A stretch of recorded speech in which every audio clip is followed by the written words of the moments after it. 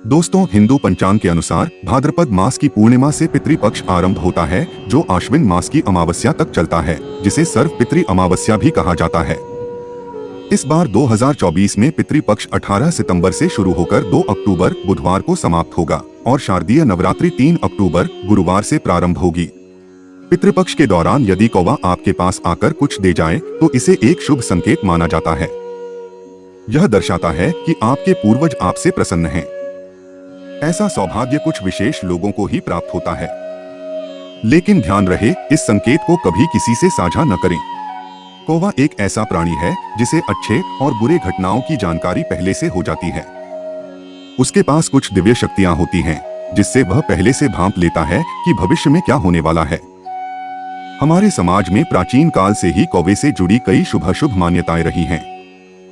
शकुन शास्त्र में भी कौवे से जुड़े कई रोचक विवरण मिलते हैं। नंबर 1, यात्रा के समय यदि आपको कौवा बर्तन में मुंह डालकर पानी पीता दिखे तो यह धन लाभ का संकेत है और आपकी यात्रा सफल होगी। नंबर 2, यदि मार्ग में कौवा रोटी या मांस का टुकड़ा मुंह में लेकर जाता दिखे तो यह आपके किसी बड़े कार्य के पूरे होने का संकेत है। नंबर 3, सुबह के समय यदि कौवा आकर आपके पैर से छूकर चला जाए तो यह उन्नति और धन प्राप्ति का संकेत है। नंबर 4, यदि कौवा जमीन खोदता हुआ नजर आए तो इसे भारी लाभ का सूचक माना जाता है। नंबर 5, यदि कौवा पेड़ की डाल पर बैठा हुआ दिखे तो मनोकामना पूरी होने का संकेत है।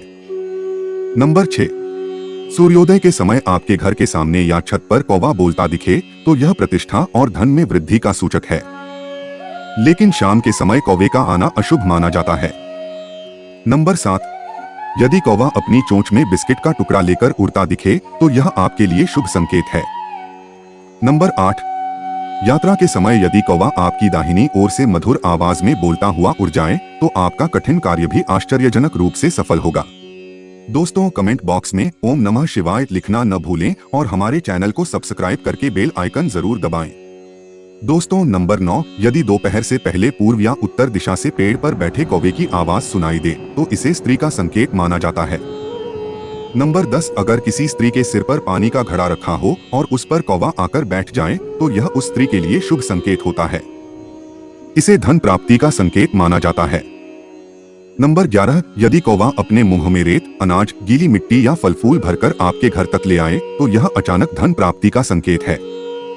यहाँ तक कि आपकी लॉटरी भी निकल सकती है। यह आपके पूर्वजों की प्रसन्नता का संकेत भी होता है।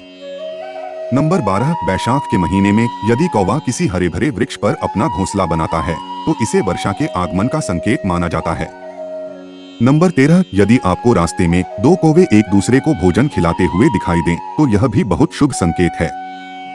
नंबर 14, यदि सुबह सुबह सोकर उठने के बाद आपके घर पर कौवा आकर काय काय की आवाज करता है तो यह किसी अतिथि के आगमन का संकेत है। कोई मेहमान आ सकता है या आपको कोई खुशखबरी मिल सकती है। अगर आपको इनमें से कोई भी संकेत मिले हैं तो आप सचमुच भाग्यशाली हैं और जल्द ही आपको धन लाभ हो सकता है। साथ ही हम आपको बताना चाहेंगे कि पितृपक्ष के दौरान कुछ चीजें कभी घर में नहीं बनानी चाहिए, क्योंकि इससे पितृ दोष लग सकता है और पूर्वज नाराज हो सकते हैं, जिससे पाप का भागी होना पड़ता है। इसलिए पितृपक्ष में इन गलतियों से बचना चाहिए। पितृपक्ष के दौरान सभी उम्र के लोगों को कुछ विशेष सावधानियां बरतनी चाहिए। मान्यता है कि श्राद्ध पक्ष में यमराज पितरों को मुक्त कर देते हैं ताकि वे अपने स्वजनों के घर जाकर तर्पण ग्रहण कर सकें। पितर भाद्रपद पूर्णिमा से धरती पर आते हैं और 16 दिनों तक श्राद्ध, तर्पण और पिंडदान ग्रहण करते हैं। सर्व पितृ अमावस्या की रात वे फिर से पितृलोक लौट जाते हैं। इसलिए ये 16 दिन पूरी तरह पितरों को समर्पित होते हैं। इस अवधि में पिंडदान, श्राद्ध और तर्पण जैसे कर्म पितरों की आत्मा की शांति के लिए किए जाते हैं। यह 16 दिन पितरों को प्रसन्न कर उनकी कृपा प्राप्त करने के लिए अत्यधिक महत्वपूर्ण माने जाते हैं। दोस्तों, जैसा कि आप सभी जानते हैं, पितृपक्ष के दौरान कोई भी शुभ या मांगलिक कार्य नहीं किए जाते हैं।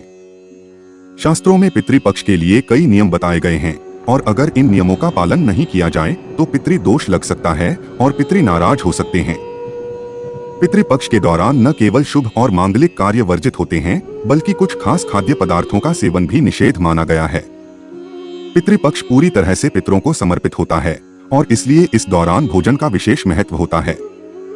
पितरों के लिए भोजन निकाला जाता है, ब्राह्मण भोज कराया जाता है और पंच बलि दी जाती है। लेकिन शास्त्रों में कुछ ऐसे खाद्य पदार्थों का उल्लेख किया गया है जिन्हें इस समय भूलकर भी नहीं खाना चाहिए। इन चीजों का सेवन न तो खुद करना चाहिए और न ही पितरों या ब्राह्मणों को भोग में अर्पित करना चाहिए, अन्यथा पितृदोष लग सकता है। आज हम जानेंगे कि पितृपक्ष के दौरान कौन सी चीजें नहीं खानी चाहिए और किन चीजों को पितरों या ब्राह्मणों के भोजन में शामिल नहीं करना चाहिए। लेकिन उससे पहले अगर आपने अभी तक हमारे चैनल को सब्सक्राइब नहीं किया है तो इसे सब्सक्राइब करें और बेल आइकॉन जरूर दबाएं।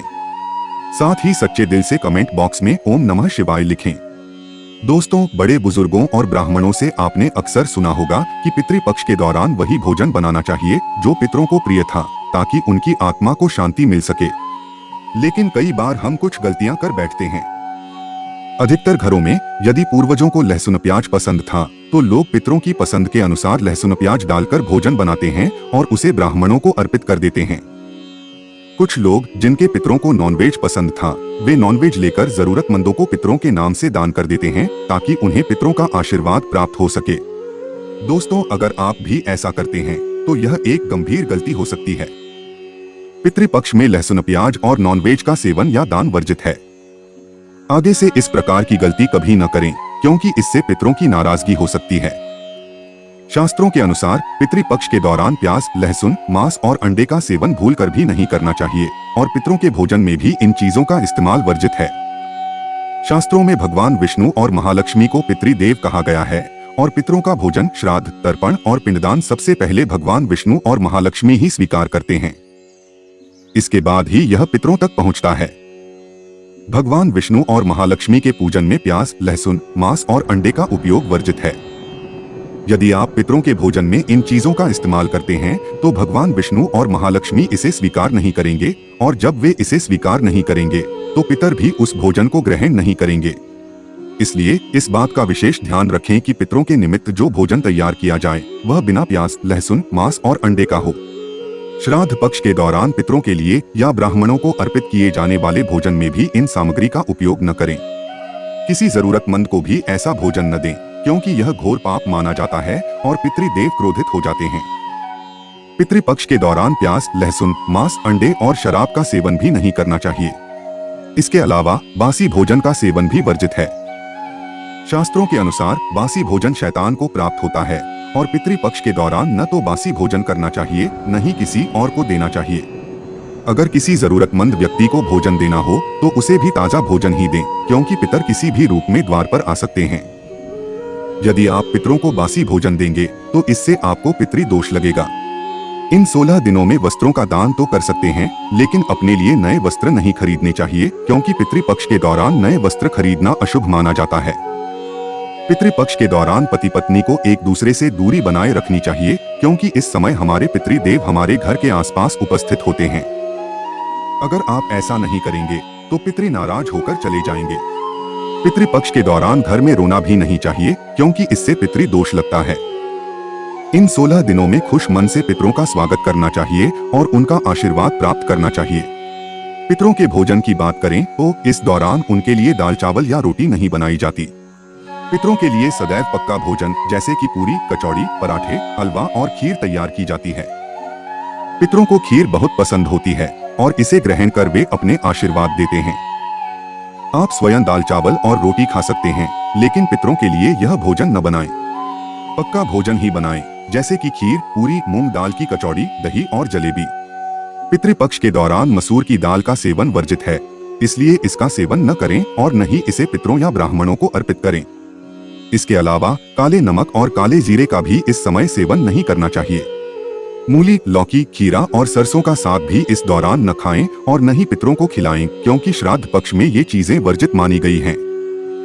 पितरों के भोजन में नींबू नहीं डाला जाता, हालांकि आप खुद नींबू का सेवन कर सकते हैं। पितृपक्ष के दौरान तांत्रिक क्रियाओं के कारण दूध, दही और सफेद खाद्य पदार्थ जैसे कि सफेद मिठाइयाँ या बर्फी का सेवन भी वर्जित होता है। आप घर में इन्हें बना सकते हैं और खा सकते हैं, लेकिन इन चीजों का बाहर सेवन न करें। गाय का दूध, खासकर उस गाय का जिसने हाल ही में बछड़े को जन्म दिया हो, इस समय नहीं पीना चाहिए। हालांकि दूध से बनी खीर जरूर बनाएं और पितरों व ब्राह्मणों को उसका भोग लगाएं। खीर का प्रसाद रूप में सेवन कर सकते हैं, लेकिन खाली दूध पीने से बचें। पितृपक्ष के दौरान कढ़ी बनाना और उसका सेवन करना वर्जित माना जाता है, इसलिए इस बात का ध्यान रखें। इसके अलावा उड़द की दाल का भी सेवन न करें। एक और महत्वपूर्ण बात है कि पितरों के लिए जो भी भोजन तैयार करें उसमें तिल अवश्य डालें। चाहे वह ब्राह्मणों को अर्पित किया जाने वाला भोजन हो, पंच बलि हो या किसी जरूरतमंद को पितरों के नाम पर दिया जाने वाला भोजन, उसमें थोड़े से काले तिल जरूर मिलाएं। शास्त्रों के अनुसार जिस भोजन में काले तिल होते हैं उसे पितर ग्रहण करते हैं। यदि भोजन में काले तिल नहीं होते तो वह भोजन भूत पिशाच ग्रहण करते हैं। इसलिए इस बात का विशेष ध्यान रखें कि पितरों के भोजन में काले तिल जरूर शामिल हों, क्योंकि काले तिल श्राद्ध के भोजन की भूत पिशाच से रक्षा करते हैं। पितृपक्ष के दौरान गलती से भी पड़ोसियों का भोजन न खाएं। इस समय उधार लिया गया पैसा भी अशुभ माना जाता है, क्योंकि इससे कर्ज का बोझ और बढ़ जाता है। पितृपक्ष में ऐसा कोई भी कार्य न करें जिससे पितर नाराज हो जाएं। थोड़े से प्रयास से आप उन्हें प्रसन्न कर सकते हैं। गरुड़ पुराण के अनुसार पितरों के लिए कुछ खास व्यंजन बनाए जाते हैं।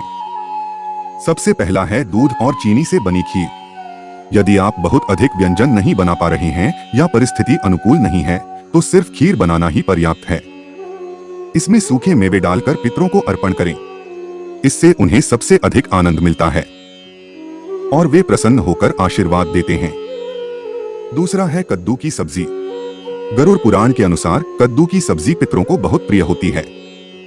यह एक सात्विक व्यंजन है जो श्राद्ध के प्रसाद में परोसा जाता है। श्राद्ध में कद्दू की सब्जी अवश्य बनाएं और पितरों को अर्पित करें। तीसरा है शुद्ध घी की रोटी। शुद्ध घी से बनी रोटी बनाएं और एक रोटी कौवे को जबकि 2 छोटी रोटियां गाय और कुत्ते को खिलाएं।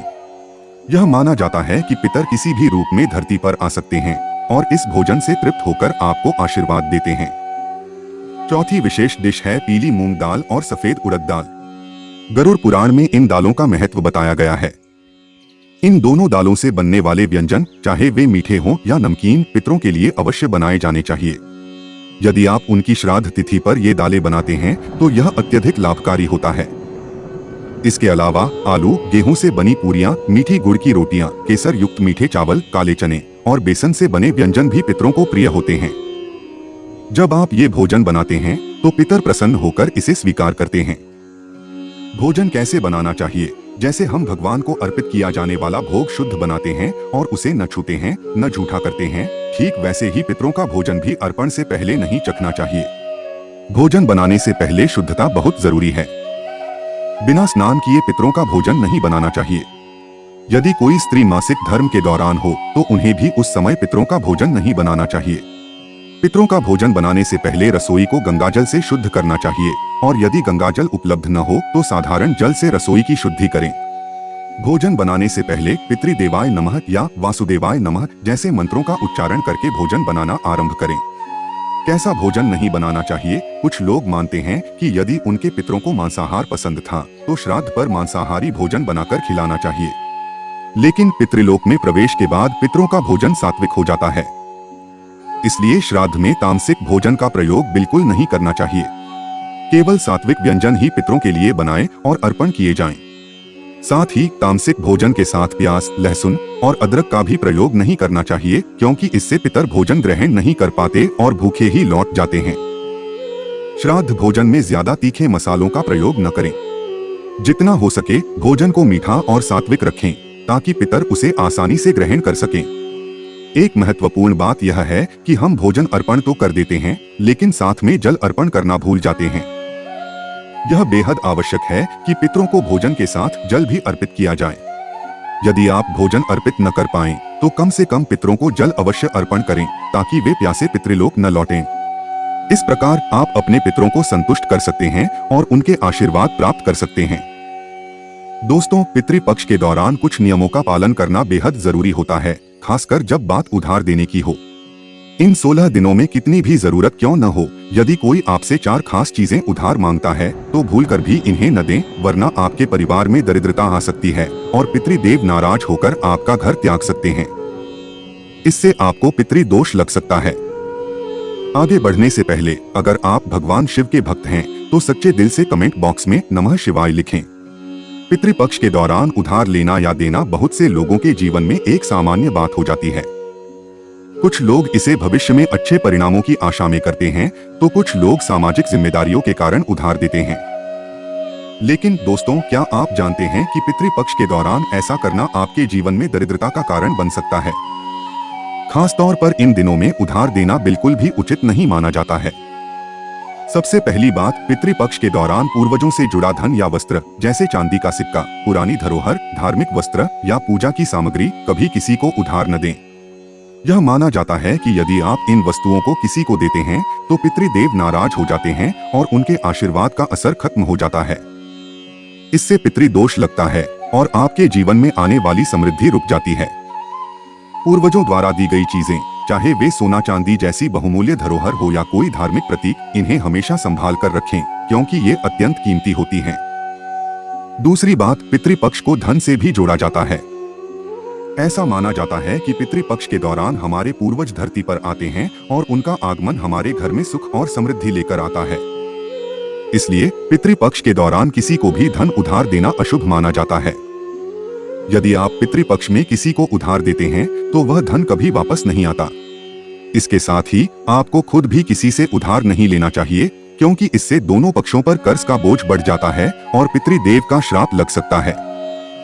इसलिए पितृपक्ष के दौरान इन बातों का ध्यान रखें और इन गलतियों से बचें, ताकि आप अपने पितृदेव का आशीर्वाद प्राप्त कर सकें और जीवन में सुख समृद्धि बनी रहे।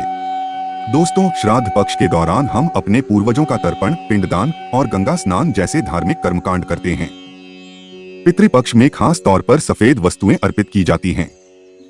एक खास बात का ध्यान रखना जरूरी है कि अगर पितृपक्ष के दौरान कोई व्यक्ति सुबह सुबह दूध, दही, छाछ या शाम के समय उधार मांगने आए तो भूलकर भी उसे यह चीजें न दें। अगर आप अपने पूर्वजों को अर्पित किए बिना इन चीजों को किसी और को दे देते हैं तो आपके पितृ नाराज हो सकते हैं और आपको उनके क्रोध का सामना करना पड़ सकता है। इसलिए पितृपक्ष के दौरान कोई लेन देन न करें। पितृदोष को समाप्त करने के कुछ उपाय भी हैं। पितृपक्ष में चावल और काले तिल मिलाकर दान करने से पितृदोष समाप्त हो जाता है और हमारे पूर्वज प्रसन्न हो जाते हैं। साथ ही गाय को रोटी में गुड़ और काले तिल मिलाकर खिलाने से भी पितृदोष समाप्त होता है। तांबे के लोटे में गंगाजल और तिल मिलाकर पीपल के पेड़ पर चढ़ाने से भी पितृदोष समाप्त हो जाता है। यदि आप पितृपक्ष के दौरान किसी को उपहार देना चाहते हैं तो ध्यान रखें कि इस समय किसी को घड़ी न दें, खासकर अपनी पहनने वाली घड़ी। हर व्यक्ति के जीवन में समय का महत्व होता है और अगर आप अपनी घड़ी किसी को देते हैं तो आप अपना अच्छा समय भी उसके साथ साझा कर देते हैं। इसी तरह आपको किसी से घड़ी लेनी भी नहीं चाहिए। इससे आपके जीवन में अच्छे परिणाम नहीं मिलते हैं। पितृपक्ष के दौरान कुछ वस्तुएं आपकी सुख समृद्धि से जुड़ी होती हैं और इन्हें उधार देना या लेना वर्जित माना गया है। खासकर संध्या के समय, जैसे लहसुन, प्याज, दूध, दही, चीनी या पैसे किसी को न दें। अगर आप ऐसा करते हैं तो यह माना जाता है कि आपके घर की सुख समृद्धि और मां लक्ष्मी किसी और के घर चली जाती हैं और आपके पितृ वापस लौट जाते हैं, जिससे आपको किसी प्रकार का लाभ नहीं मिल पाता। दोस्तों, दान पुण्य हिंदुस्तान की पुरानी परंपरा रही है। हर व्यक्ति पितृपक्ष के दौरान दान करके अपने पूर्वजों का आशीर्वाद प्राप्त करता है। लेकिन खास तौर पर पितृपक्ष के दौरान आपको 2 प्रकार के कपड़े न तो खरीदने चाहिए और न ही किसी को दान करने चाहिए। इनमें पहली चीज है काले और सफेद कपड़े। पितृपक्ष में सफेद कपड़ा दान करना शुभ माना जाता है। इससे पितृ प्रसन्न होते हैं और पितृदोष कम होता है। लेकिन अगर आप पितृपक्ष में काला कपड़ा दान करते हैं तो इससे पितृ नाराज हो जाते हैं और आपको उनके श्राप का सामना करना पड़ सकता है, जिससे जीवन में दुख और कष्ट आ सकते हैं। इसलिए विशेष ध्यान रखें कि पितृपक्ष के दौरान काले कपड़े कभी दान न करें। इसी तरह थोड़े फटे कपड़े भी दान न करें, क्योंकि यह माना जाता है कि इससे सामने वाले व्यक्ति के जीवन में कंगाली आती है और दान करने वाले को राहु दोष लगता है। साथ ही हमारे पितृ हमसे क्रोधित हो जाते हैं। पितृपक्ष में अपने लिए नहीं बल्कि दूसरों को दान देने के लिए वस्त्र खरीदे, लेकिन काले कपड़े का दान न करें। सफेद कपड़ा दान करना अत्यंत शुभ और मंगलकारी माना जाता है। दोस्तों, अक्सर महिलाओं की आदत होती है कि जब रसोई में कुछ सामान कम पड़ जाता है तो वे अपने पड़ोसियों से तेल, घी या हल्दी जैसी चीजें मांग लेती हैं। लेकिन पितृपक्ष के दौरान ये चीजें सौभाग्य का प्रतीक मानी जाती हैं और जिस घर में ये होती हैं वहाँ सुख समृद्धि बनी रहती है। इसलिए पितृपक्ष के दौरान भूलकर भी अपने घर से तेल, घी या हल्दी उधार न दें और न ही किसी से लें। अगर आप ऐसा करते हैं तो आपके परिवार पर इसका नकारात्मक प्रभाव पड़ सकता है और आपके घर की समृद्धि दूसरे घर चली जाती है। पितृपक्ष के दौरान यदि आप किसी को दान देने की सोच रहे हैं तो आप नए कपड़े दे सकते हैं, लेकिन अपने पहने हुए पुराने कपड़े कभी किसी को न दें। यह माना जाता है कि कपड़ों के साथ आपकी समृद्धि भी जुड़ी होती है और यदि आप पुराने कपड़े दान करते हैं तो आपकी समृद्धि दूसरों के घर चली जाती है। इसीलिए पितृपक्ष के दौरान नए कपड़े खरीद कर ही दान करें, लेकिन ध्यान रहे काले कपड़े कभी दान न करें, नहीं तो पितृदोष लग सकता है। दोस्तों, बासी रोटी का दान नहीं करना चाहिए, न ही इसे किसी जानवर को खिलाना चाहिए। बासी रोटी हमेशा बासी ही कहलाती है, इसलिए अगर आप अपने पूर्वजों की कृपा प्राप्त करना चाहते हैं तो ताजी रोटी और ताजे चावल ही दें। इससे आपके पूर्वज प्रसन्न होते हैं। ध्यान रहे रोटी में थोड़े काले तिल अवश्य मिलाएं, क्योंकि ये सुख समृद्धि को बढ़ाते हैं। सुहागिन महिलाओं से जुड़ी चीजें जैसे कि सिंदूर, मंगलसूत्र, पायल, बिछुआ और चूड़ियां किसी भी सुहागिन महिला को नहीं देनी चाहिए, चाहे वह आपकी बहन ही क्यों न हो। इन चीजों का आदान प्रदान न करने से आपके जीवन में सकारात्मक प्रभाव देखने को मिल सकता है और पूर्वजों की कृपा भी प्राप्त हो सकती है। पितृपक्ष के दौरान नमक का दान विशेष रूप से महत्वपूर्ण है। जो व्यक्ति डेली वाले नमक का दान करता है उस पर पितरियों की कृपा सदैव बरसती है। नमक का दान गुप्त दान माना जाता है और इसे करने से सुख समृद्धि की प्राप्ति होती है। नमक दान करने से पहले उसमें दक्षिणा और थोड़े चावल भी डालें। कच्ची दाल, चावल, नमक आदि का दान करने से आपके पूर्वज आपको आशीर्वाद देते हैं और धन में बढ़ोतरी होती है। दोस्तों, यदि आप महादेव की कृपा प्राप्त करना चाहते हैं तो कमेंट बॉक्स में लिखें हर हर महादेव या ओम नमः शिवाय।